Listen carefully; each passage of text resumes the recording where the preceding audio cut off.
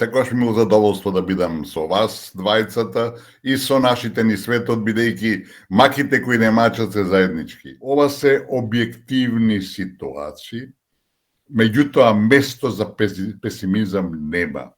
Македонската кауза ќе обстане и ќе излезе победник од сите овие галиматијас и превирање, разбирате, затоа што правдата доцни, ама победува. Правдата е на наша страна.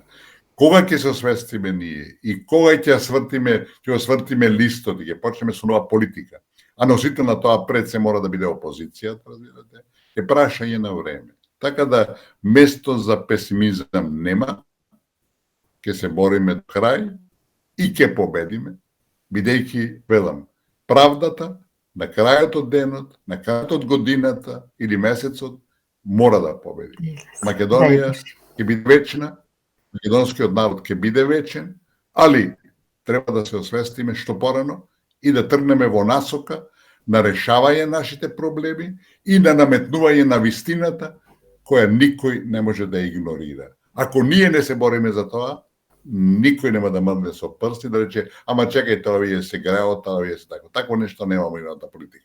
Поздрав на сите наши каде и да се, Македонија ќе ни биде вечна и ќе победиме.